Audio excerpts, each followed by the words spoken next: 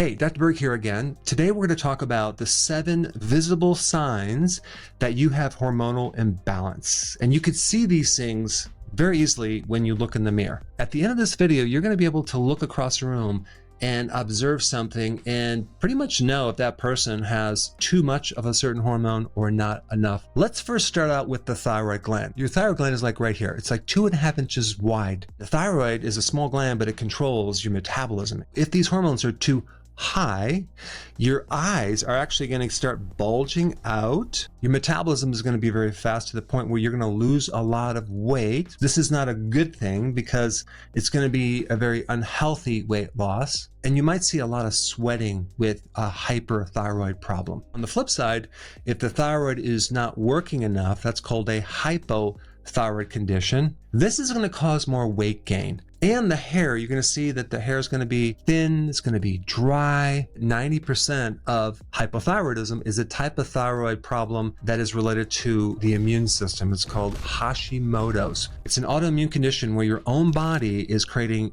antibodies against your own thyroid, destroying it, creating an underactive thyroid coming from the immune system. A very important thing about that condition is to avoid gluten from grains. You need to take more selenium. You can get enough selenium from having one Brazil nut. Selenium also improves the immune system, and so does vitamin D. So you're going to need high doses of vitamin D3 for Hashimoto's. Let's move to number 2, which is androgens.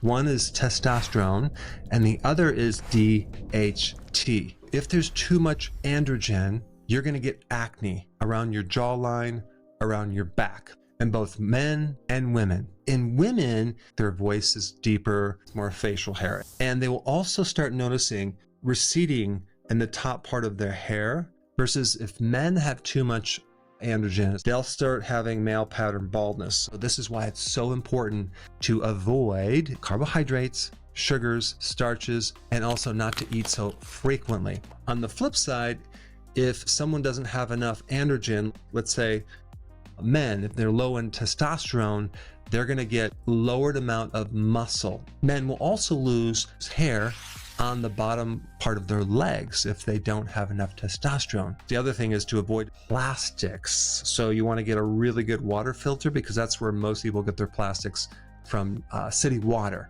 Let's move to number 3. Cortisol. Cortisol is a stress hormone, and if it goes too high, you're going to get cortisol face, like a round face. I used to have that. If there's too much cortisol, you could get like a buffalo hump on the back part of your neck. You'll tend to gain weight in your midsection. In females, a lot of times you'll see exaggerated stretch marks from too much cortisol. Cortisol will age you. It makes your skin thin and wrinkly. Number 4 is estrogen. What happens when the estrogen goes high? Your face will be puffy. You might see spider veins in the legs, skin tags, and something called melasma, which is this pigmentation thing on your skin. You might see little patches of a darker complexion. But you can also see estrogen dominance from someone on birth control pills or estrogen replacement therapy. What happens when your estrogen goes down during menopause, for example? The skin and collagen start to disappear. This is why you start looking older, or you get wrinkles, or the skin looks thinner. You also have to realize that estrogen comes from cholesterol. So if you're on something that lowers cholesterol, or you're on a low-fat diet, that could be a major reason why your estrogen also is excessively low. Number 5, growth hormone. Typically, if your growth hormone declines too much, it's just going to make you look older, and it's also going to affect your muscle. When growth hormone goes down, we gain weight, especially in the midsection. A couple things to know about growth hormone to increase it. It's the intensity of the exercise. So sprinting or anything high intensity, short duration. Also, keeping your carbs low will help increase your growth hormone. Also, sleeping more can help your growth hormone because the majority of your growth hormone occurs when you're sleeping. This is another reason why some people age more quickly. Their sleep is poor. If your sleep is poor, you are going to look older. Number 6, progesterone. When progesterone goes up, it's actually very, very rare. Probably have some mild fluid retention.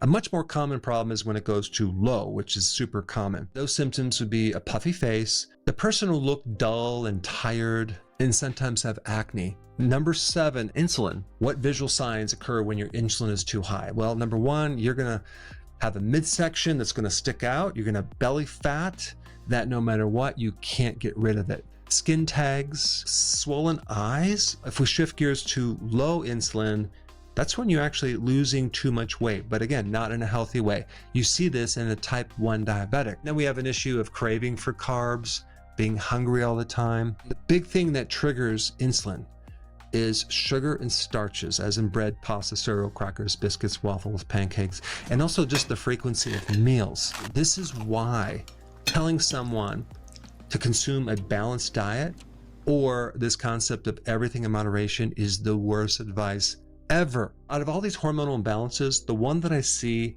most commonly as a problem is too much cortisol. How to bring it down naturally and keep it normal.